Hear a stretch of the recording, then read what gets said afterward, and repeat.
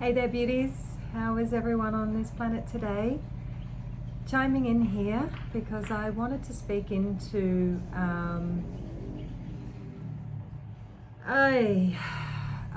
some of the really big stuff that's happening. It sounds and feels so ridiculous to even say that. When has the big stuff not been happening? It's just big stuff to big stuff, really, isn't it? What I wanted to speak into was responding instead of reacting, and clarifying my own personal feeling and experience and process in responding to everything that is going on at the moment. What I'm noticing is it is very, very easy to react. What I want to preface this by saying is that for me, there is no part of me that thinks or feels that anyone should stay silent about what is happening here. There is a massive I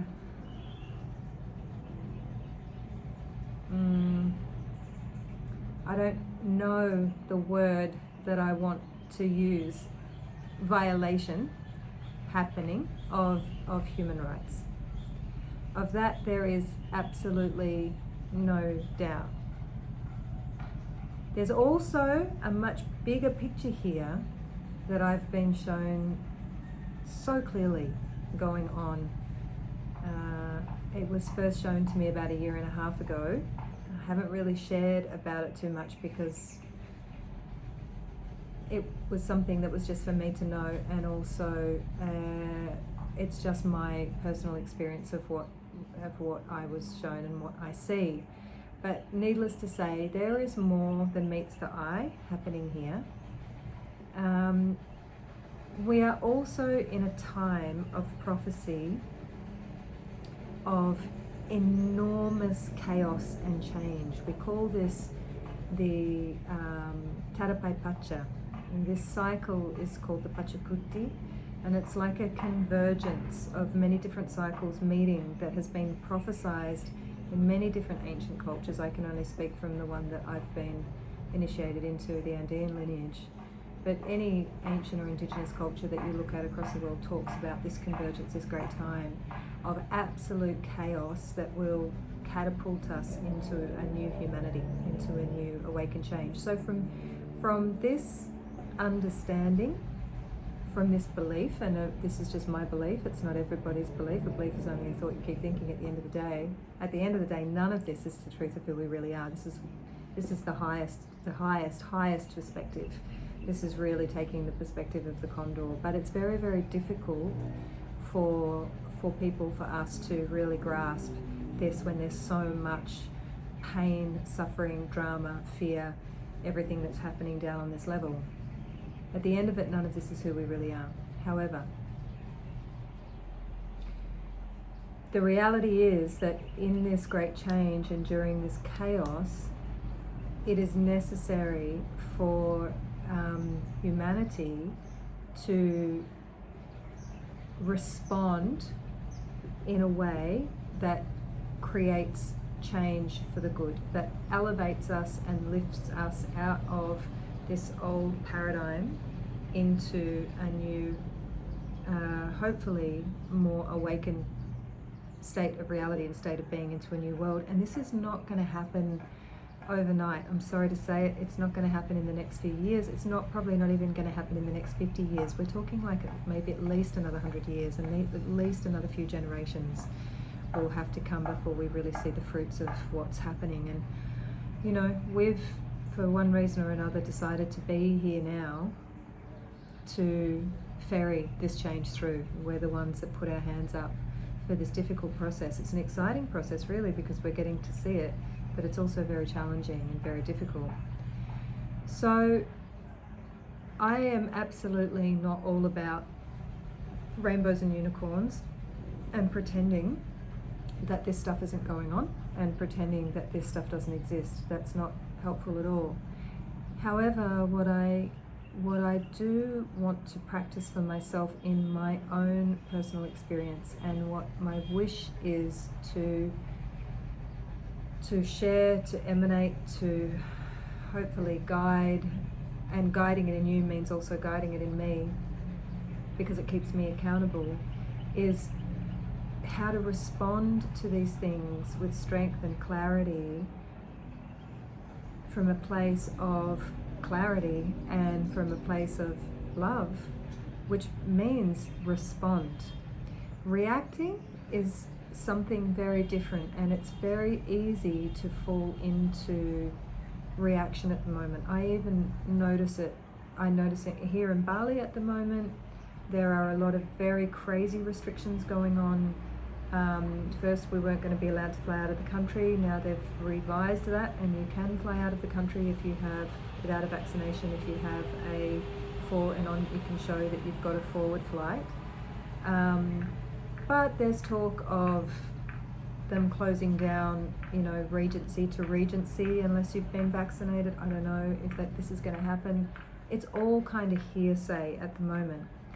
But what I do notice is that what happens is the government will release something, or the press will release something. It usually comes through the press first. And then there's this huge flurry of incredulousness, of injustice, of anxiety, of fear, of how dare they, of this is ridiculous, of all of those things. Everybody starts talking about it. What is actually being put in place becomes much broader and bigger than what it actually was. And then after a few days, as the dust settles, we start to see that it's quite different to what we thought. Some of it isn't, some of it is there. The regulations are there. Sometimes here in Bali, the government changes its mind very quickly, so they'll implement something and then remove it. I can only speak for this region here, but the whole point that I'm making here is that there is so much emotional, mental energy that gets fired up, and it's very easy in that irritation and in that, everyone's talking to everyone, they're all talking about what's going wrong, and everyone's talking, and this is what we do, right? And then the media is showing us what's this, and then this, and all these things coming in from every which way, that all of a sudden we can feel ourselves being taken over by a collective rage, or a collective sadness, or a collective fear. So when we talk about taking on collective energy, this is really what it is. So it's not just feeling it out of the blue for no reason. Yes, it's that, but it's also in our conversations. It's where we're putting our energy and our attention. So for me, it seems that we are being called to another, and it's not new, but another level of mastery.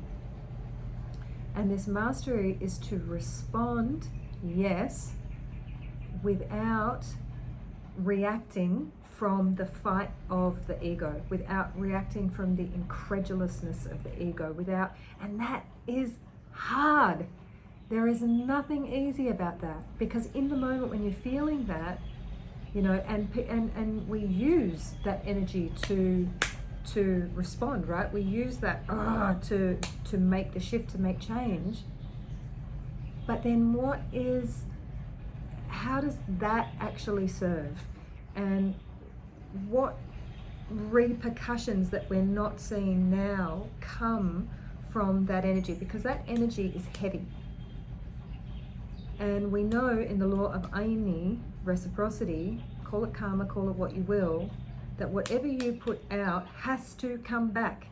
So if we are reacting from that place of judgment, of criticism, of fear, of hatred, of, from this energy, then that energy has to return to us. So how can we perhaps become with our awareness and with our mindfulness, how can we work with those emotions when they arise, those feelings when they arise. Bring ourselves back into our center. Remind ourselves, now I had a dream last night. I'll very quickly share this dream. I've had a succession of dreams over the last few nights that have been pretty intense. Very intense indeed. But last night's, the final dream that ended off the succession of dreams was that I was with a group of people and I was teaching them all how to stay positive. This is really funny. And there was many people in the dream, but one of them was Russell Brand. And he was there as, you know, the Russell Brand that we know, except he refused to call himself Russell Brand. He was calling himself Disappointed. That's the name he'd given himself. Hi, my name's Disappointed. Disappointed. And so I was working with Russell Brand, and I was, you know, working, and his disappointment was in the planet. His disappointment was in the people. His disappointment was in the world. And so we went through this process, and I invited him and got him to change his name to Life is Beautiful. And it sounds so like just nothing, but the shift, he went from, the shift that I saw in him in this dream was from being this crumbled in, not able to help anyone state of being, to, as he repeated this, life is beautiful, life is beautiful, life is beautiful.